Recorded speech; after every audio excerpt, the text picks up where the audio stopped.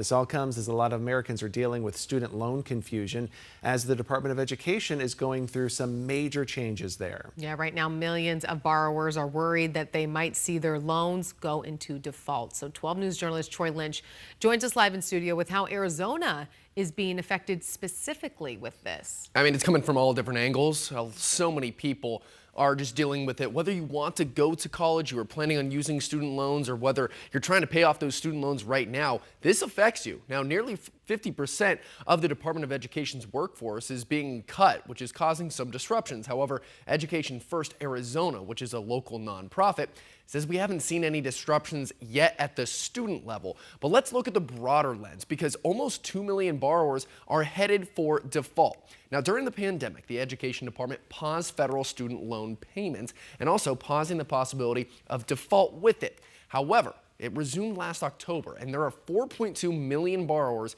who are 90 days late on payments, which could negatively impact their credit. But if you're 270 days past making that payment, then the borrower is considered in default. Now, there are 5 million borrowers currently in this situation, which means their wages and their tax refunds could be seized by the government. Now, I spoke with Education First Arizona President Rich Nickel, and he says Arizona doesn't have a strong state financial aid system, and we're a top 5 state in the country in the percentage of pupils being funded from federal sources at the Education Department.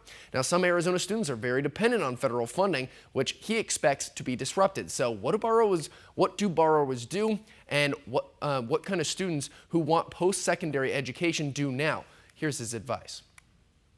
Let's see what happens with these disruptions. There's going to be tremendous legal challenges on every piece of this, dismantling, if you will.